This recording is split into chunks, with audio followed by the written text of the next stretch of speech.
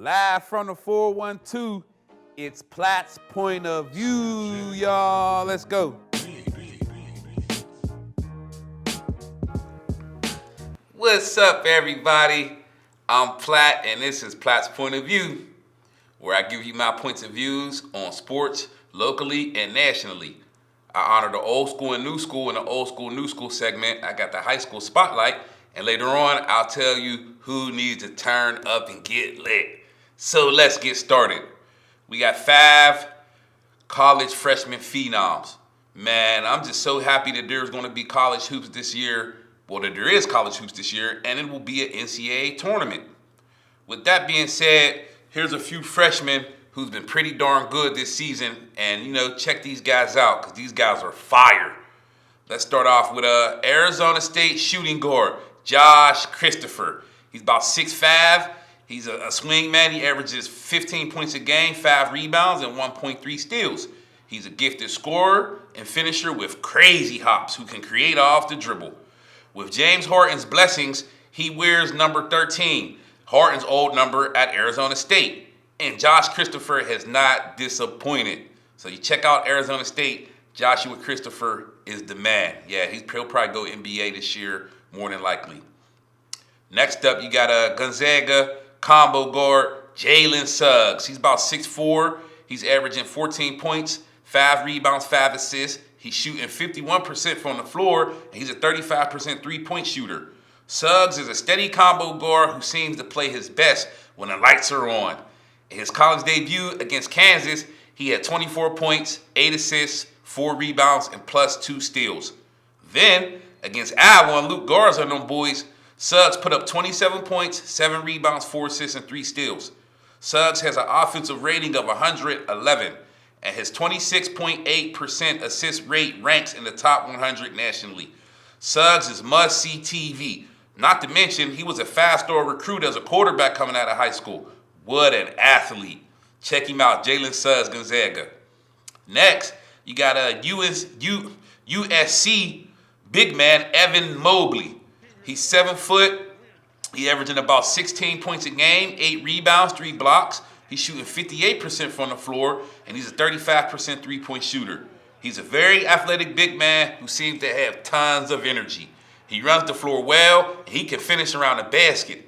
He can switch on the perimeter on defense.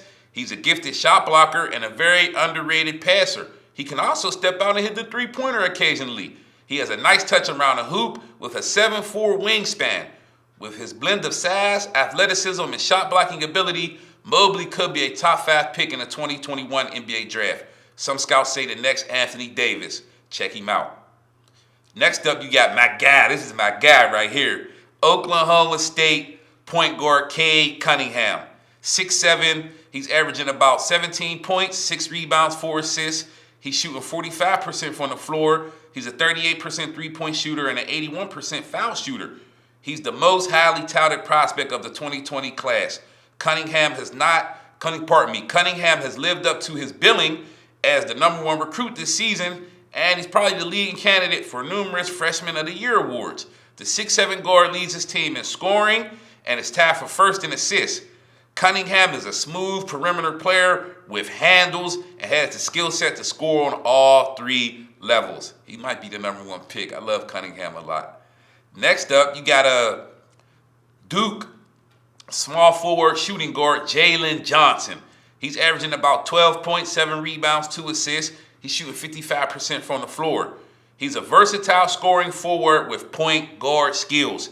He has the length and athleticism to defend multiple positions. He rebounds well and has a nice mid-range game and has a soft touch around the hoop. I was blessed to see this guy play up close against Pitt recently, and he tore Pitt up. Even though they lost, he had 24 points, 15 rebounds, and 8 assists. And yes, he is the truth, which is ironic because scouts comparing him to Paul Pierce. Paul Pierce, the truth, was a monster. Next up, we got some college basketball teams I need you guys to watch. One of these teams are going to win the NCAA tournament. I'm telling you, mark that down. Let's start with the number 5 team ranked in the country, the Houston Cougars. They're coming in at 15 wins and 3 losses. Head coach Kelvin Sampson has an impressive program at Houston over the last few years. The Cougars will probably be the top team in the American Athletic Conference when the season ends. They have a ton of talent in the backcourt, starting with AAC Player of the Year candidate Khalid Mills. Also, they got shooting guard Quentin Grimes. He's averaging about 17 points a game. He's shooting 36% from the three-point line. And guard Marcus Sasser is a strong defender who can hit the three. He's averaging about 16 points. He's shooting 40% from the three-point line. And this is my guy right here. DeJon Jarreau is a 6'5" wing who can get to the rim. I love his game. Houston is the best offensive rebounding team in the nation. They get back 60% of their missed shots. Also, the Cougars lead the nation in defensive efficiency. Watch out for the Houston Cougars, man. I think they're going to be a Final Four team. Next up, we got the 15th ranked Creighton Blue Jays. They're 13-4 right now. The Blue Jays are well positioned for a deep run in March if they could just stay healthy. Creighton currently leads the Big East in scoring and shooting, and they're led by swingman Denzel Mahoney. He's averaging 15 points a game. He's shooting 35% from the three-point line, and he can score inside and out.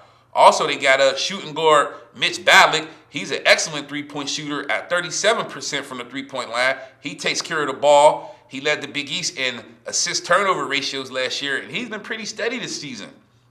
Another guy they got on their team is pretty good, guard Marcus Zagorowski. He's averaging 14 points a game, shooting 41% from the three-point line. And he's a versatile lead guard who can score, distribute, and defend. And in the middle, they got Christian Bishop. He lacks size at just 6'7", but he's very effective inside, very effective. He's coming in at about 11 points a game, 5 rebounds, and he's shooting a blistering 68% from the floor. Head coach Greg McDermott has built a program that piles up points and values skilled players who can move the ball and shoot it very well. Next up, you got the 14th ranked Virginia Cavaliers. They're coming in at 11 wins, 3 losses. People tend to forget head coach Tony Bennett and his Cavaliers are still the defending national champs. You know, last year there was no NCAA tournament due to COVID, so they're still the champs. The Cavaliers get the job done by playing hawk D and rarely making mistakes. Big man forward Sam Hauser, he's a Marquette transfer. His brother plays for Michigan State. He scores inside and out, and he crashes the boards heavy. He averages 14 points, 7 rebounds, and he's shooting 50% from the floor.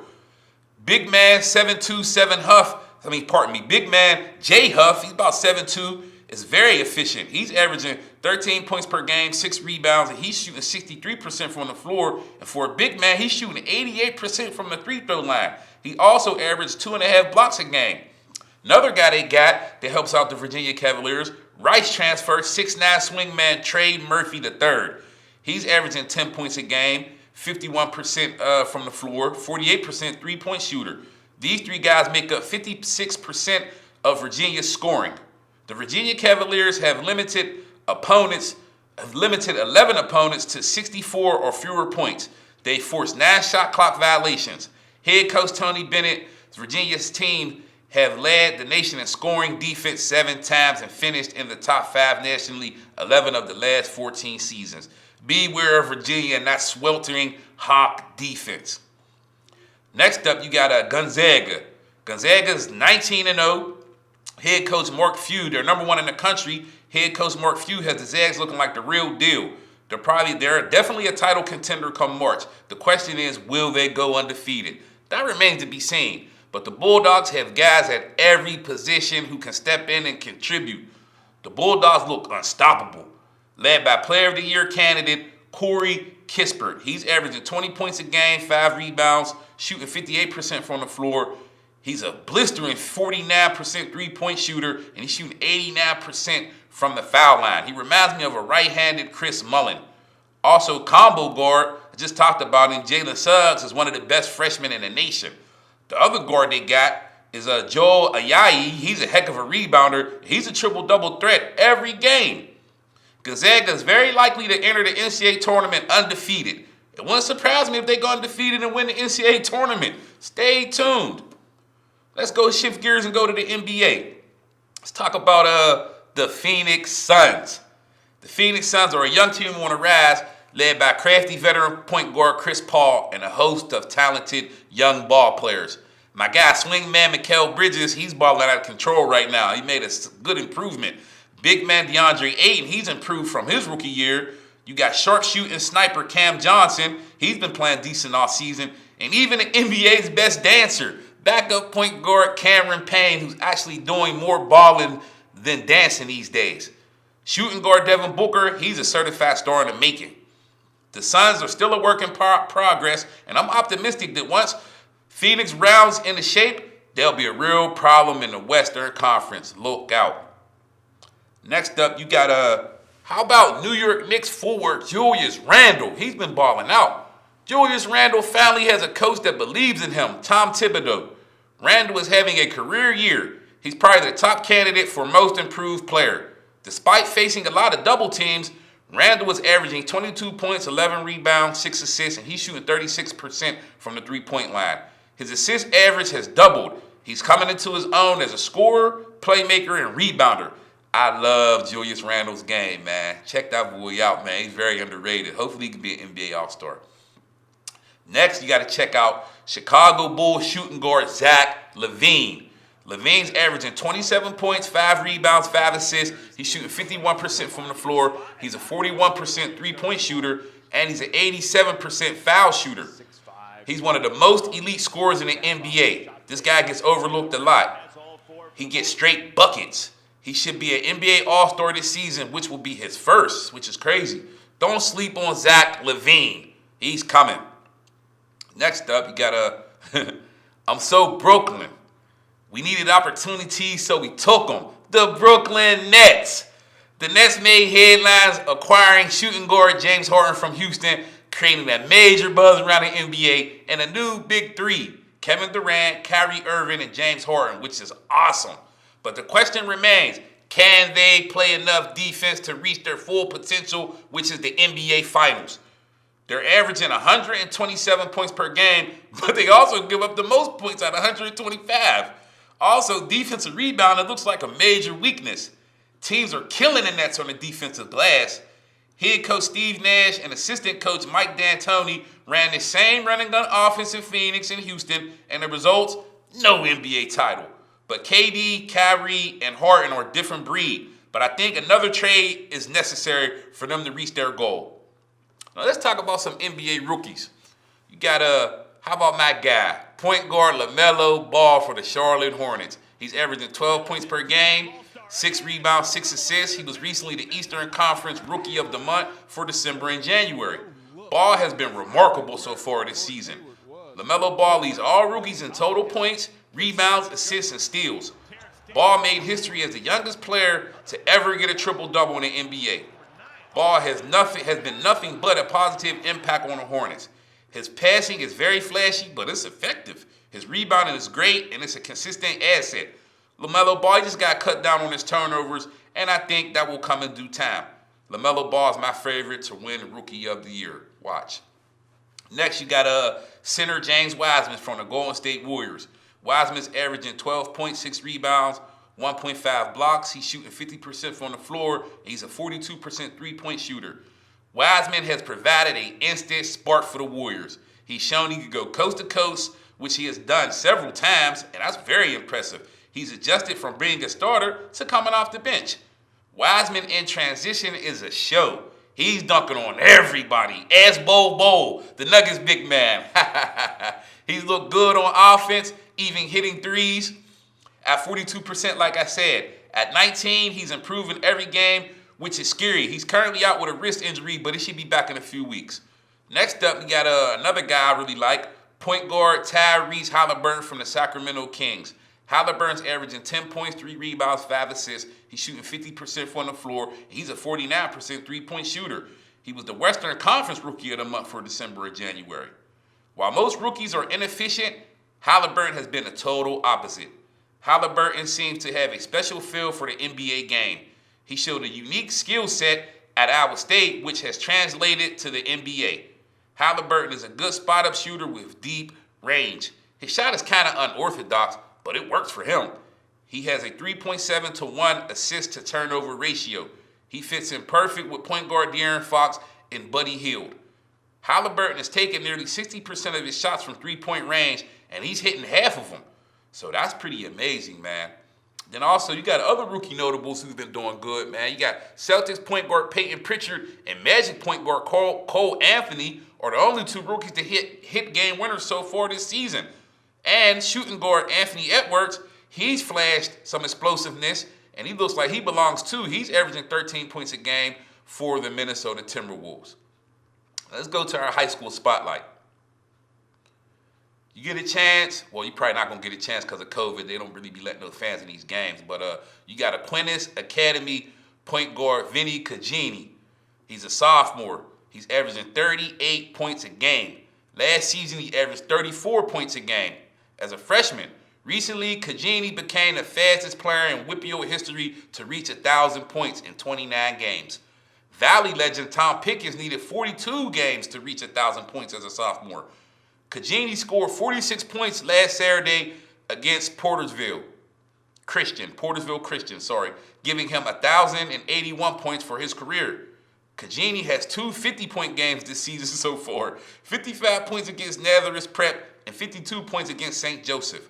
This high-scoring guard will be a household name in the Whippio for the next few years, so get familiar and remember the kid's name, Vince Cagini. Then you got a Moon point guard, Riley Sunday. She's a junior. She's averaging 21 points a game. First team All-Section, third team All-State 5A as a sophomore. Riley recently committed to the University of Duquesne. Before that, she had offers from Robert Morris, George Washington, Marshall, Kent State, Toledo, Western Michigan, Princeton, and Youngstown State. Riley Sunday is currently sidelined his basketball season with a knee injury. Get well, Riley.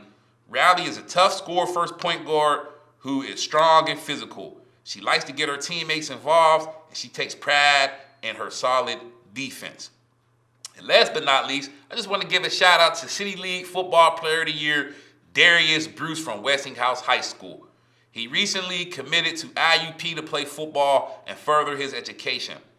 He was a special team standout, returning kicks and punts. He was also a solid defensive back for the house. Good luck, Bruce. IUP's getting a heck of a football player, man. You balled out this year, and that's what's up. You're going to IUP, and good luck up there, man. I'm with you, man. Platt is definitely with you. I like your game a lot. My guy. Let's go to old school, new school. Old school, new school, youngest take notice. Old school, new school, youngest take notice. Old school, new school, youngest take notice. Old school, new school, y'all. Our old school player of the day, we're going to go to the ice rink. Let's go Sergei Fedorov, former center for the Detroit Red Wings, but he played winger and defenseman sometimes too. He spent 13 seasons with the Detroit Red Wings. Fedorov was one of the first hockey players to defect from his native Soviet Union in order to play in the NHL. He has 3 Stanley Cups. He was the MVP of the NHL in 1994. He's a 3-time Olympian, and he's considered one of the best playoff performers in NHL history. In 2017, he was named one of the 100 greatest NHL players in history. Fedorov was one of the best players in the world from the 90s to the early 2000s. He last played in the KHL in 2011. Sergei Fedorov was inducted into the Hockey Hall of Fame in 2015 and the International Ice Hockey Federation Hall of Fame in 2016. Man, Sergei Fedorov was a beast. I remember using him on an NHL game for Sega. That guy has game. He was a heck of a player. Our new school guy, quarterback, LA Chargers, Justin Herbert. This past season, Herbert threw for 4,336 yards. He had 31 touchdowns and just 10 enters. He completed 67% of his passes with a 98 quarterback rating. He ranked 3rd in deep passing with 12 touchdowns. Coming out of Oregon, there were doubts about Herbert's ability to immediately produce for the Chargers, but he silenced the critics. Herbert has a tremendous skill set, a rocket arm who can make all the throws with pinpoint accuracy. He stands tall in the pocket and works through his progressions. Herbert is an underrated athlete who can pick up yards with his legs too. Herbert has a high ceiling, and most scouts said he was the most physically gifted quarterback in the draft. I look for Herbert to improve his win total and skills in year 2 with the LA Chargers. Justin Herbert. And also, talk about some of these top NFL rookies that had some good seasons this past year. Start off with Chase Young, the defensive end for the Washington Redskins. Young had 7.5 sacks, 42 tackles, 4 pass deflections, 4 forced fumbles, and 3 fumble recoveries. This relentless pass rusher was the only rookie defender to earn a Pro Bowl nod. Young was dominant in the run game and the passing game, and a lot of linemen were scared to death lining up against him. Next up, Justin Jefferson, wide receiver for the Minnesota Vikings. He was the only rookie Pro Bowler on offense. The Sporting News voted him as their Rookie of the Year. He was a second-team All-Pro, and he was the Pro Football Writers Association All-Rookie Team. He had 88 catches for 1,400 yards, 7 touchdowns, 16 yards per catch. Jefferson broke Anquan Bolton's record, which stood for 16 years. He had 7 100-yard games. Justin Jefferson destroyed all DBs with precise route running and made big plays for the Vikings all season. Justin Jefferson. Next, you got Kevin Dotson, the guard for the Pittsburgh Steelers. This big physical guard was a monster this past season. He played in 13 games and started 4. Kevin Dotson was pretty good in the run game and passing game. One thing that stood out to me was against the Colts. Kevin Dotson allowed no quarterback pressures in 50-plus snaps that game. He was remarkable. He recently was named Pro Football Focus All-Rookie Offensive Line. Steeler Nation, I think we found another draft gem once again. My question is, why didn't he start in the game against Cleveland? He started Matt Fowler. He had 7 holding penalties. Man, next year, Kevin Dotson must be a starter. He's a certified mauler, a pancake artist. Kevin Dotson. Then also, you got running back James Robinson from the Jacksonville Jaguars. He had 1,070 yards rushing this past season. He averaged 4.4 yards per carry. He had 7 touchdowns, 49 catches for 344 yards receiving, with 3 receiving touchdowns. Robinson was the only rookie in the NFL to average more than 100 scrimmage yards per game this season. Robinson has quickness, reaching the second level of the defense, solid vision, and patience. He gets north and south with explosiveness and has good athleticism in the open field. James Robinson is the 4th undrafted player in NFL history to rush for 1,000 yards in his rookie season, joining Dominic Rhodes, Phillip Lindsay, and LeGarrette Blount. Other NFL standouts this season who had good years that were slept on, look at Calvin Ridley, the wide receiver for the Atlanta Falcons. Man, he balled out. 90 catches, 1,374 yards, 15 yards a catch, and 9 touchdowns. Ridley had one of the best seasons in Falcons history. He made a lot of big plays this past season. Ridley's great route running and speed makes him very dangerous on every play. He's also very lethal after the catch and has great separation. Next up, you got quarterback Deshaun Watson for the Houston Texans. He threw for 4,823 yards, 33 touchdowns to just 7 inners. He completed 70% of his passes with 112 quarterback rating. Watson had a heck of a season for the Texans, which was losing. They were a losing team this year, but he balled out. He is so dynamic, man, so dynamic. But the question remains, will he be playing in Houston next season? He's disgruntled. He wants to get traded. New head coach David Culley doesn't want to trade him. Stay tuned. We shall see. Next up, you got, I love this guy, cornerback Xavier Howard from Miami. He's about 6'1", 200 pounds. He was a first-team All-Pro. He's a 2-time interception leader in 2018 and this past season. He had 40 tackles, 20 passes defended, and 10 interceptions. Howard has excellent ball skills, and he's very good at in-game adjustments. It's like if you beat him once, more than likely it won't happen again the second time. He plays the run very well, and he's very physical. I love Xavier Howard. I wanted the Steelers to draft him, but he had a few off-the-field issues, so they passed on him. And, yeah, you see the results, though, man. This guy, he's a baller. Next up, you got J.C. Jackson, cornerback, New England Patriots. Jackson was second in the NFL in interceptions with 9 to go with 14 passes defended. He also allowed a passer rating of just 61%. His interceptions and passes defended made a ball hawk rate of 18%, considering he was targeted almost 80 times in 2020. New England was trash this year, but Jackson was a beast in coverage, and he played opposite shutdown corner Stephon Gilmore. J.C. Jackson balled out. Other notables who had slept on seasons this year, defensive lineman Quentin Williams of the New York Jets. He was very effective as a run stopper and pass rusher. Then you got my guy from Steeler Nation, nickelback Mike Hilton. Hilton had a 58% pass rating in coverage, which was fourth lowest. He had 3 enters, 7 passes defended for a ball hawk rate of 16%. Hilton had a decent year. Hopefully we can re-sign him. I love me some Mike Hilton. Also, you had a middle linebacker, Joe Schobert from the Jacksonville Jaguars. He had 141 tackles, 63 defensive stops, which was 5th among all linebackers in the NFL this past season. Schobert got a bunch of money after he left Cleveland, went to Jacksonville, and looked like the Jaguars were smart for signing that guy. Now let's turn up and get lit. Turn up and get lit. It's time to turn up and get lit, man, for real. Turn up and get lit. Michael Porter Jr. Porter Jr., you've had a minimum impact on the Nuggets so far this season. You was on everybody's list for breakout player. You've been quarantined twice so far this season. And I understand, because it's never good when a player of your caliber misses a ton of time.